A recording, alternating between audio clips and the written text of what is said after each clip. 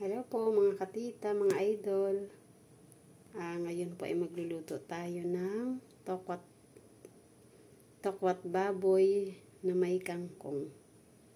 Ayan. Dali ito po ang ating mga kakailanganin. Meron po ditong seasoning, oyster sauce, toyo, at yung mga tangkay po ng kangkong ay hiniwalay ko po. Kasi po mas matagal po siyang maluto kaysa doon sa mga dahon niya.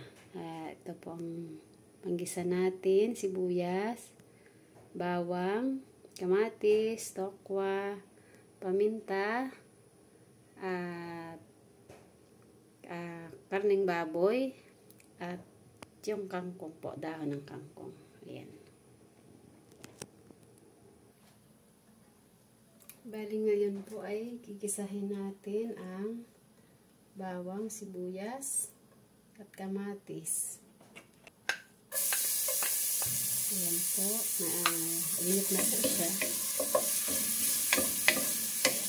Sunod na po natin ang sibuyas. Kailangan lang po natin siyang halo-haluin para magpantay po ang kanyang pagkakaluto. Katapos po ay isunod natin ang kamatis. Okay na po itong sibuyas.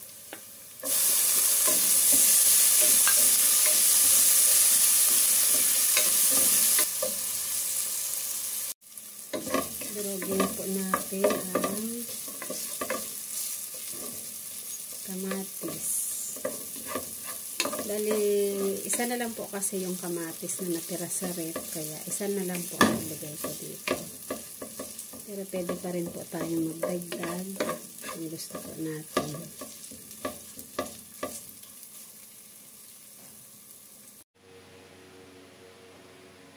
Ngayon po, ipiprito muna natin ang tokwa.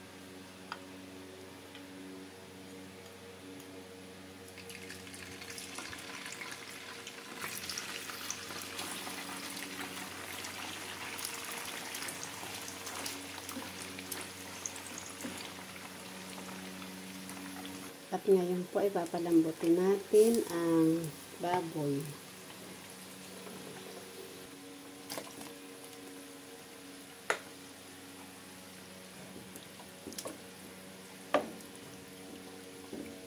Bali, pinapakulo po muna ang tubig bago ko po ilagay yung karneng baboy.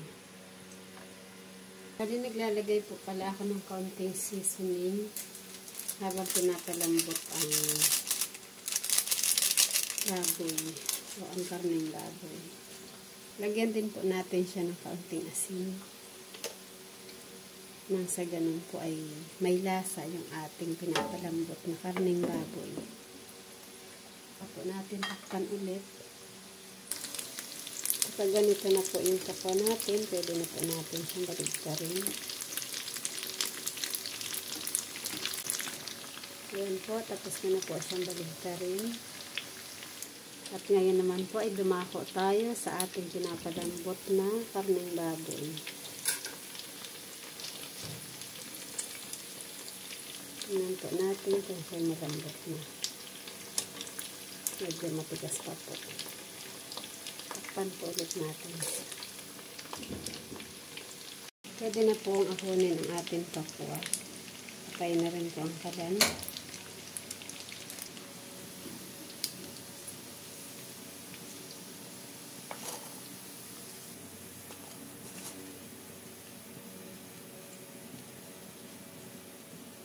Tingnan po natin kung malambot na ang ating karne.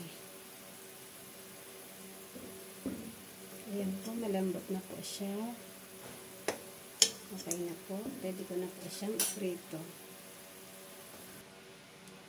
Ahonin lang po natin siya para maiprito.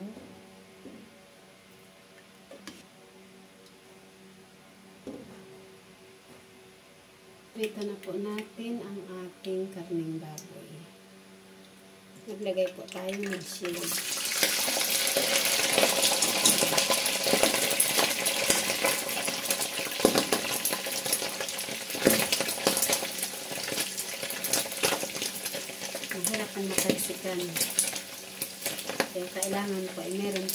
shield o paninda.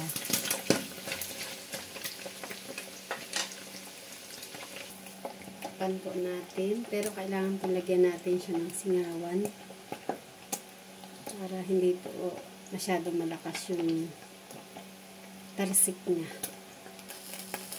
Halo-haloin po natin.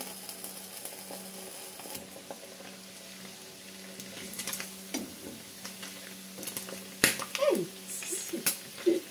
Takot na takot po ako sa tilamsik. Kasi po masakit naman talaga pag tayo nagtalamsikan ng mantika.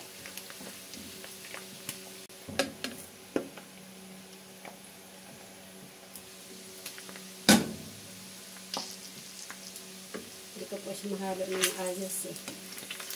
Kaya ayan. Okay na po yan. Patay na po ang kalan. Lagyan na po natin ang karning baboy.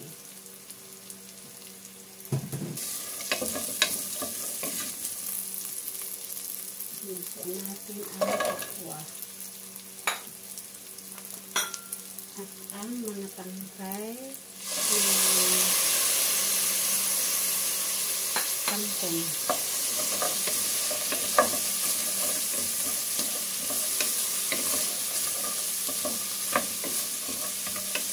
Natin ang sabaw pinaglagaan ng ating karne. Lagyan na rin po natin ng toyo, oyster sauce. Lahat ka na po ito at kakunti naman po ito. Paminta, sunin.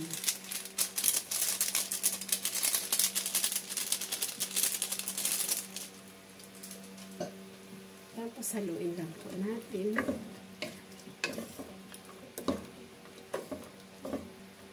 At pakuluin.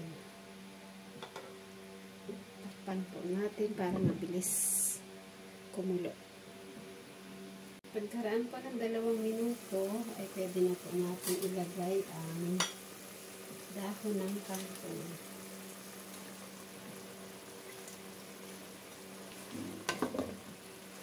Haluin lang po natin konti.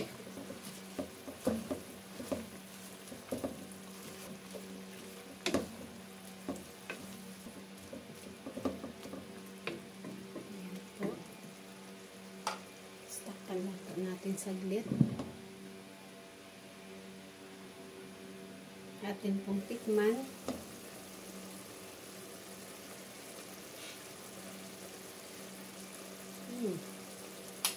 Okay naman po yung lasa niya.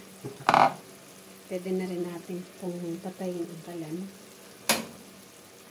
Ayan.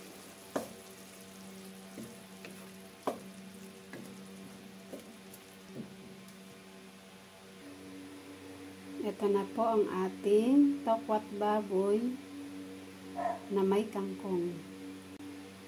Ito na po ang ating tokwat baboy na may oyster sauce. Lagyan po natin ng dekorasyon. Nilagyan ko po siya ng fried bawang.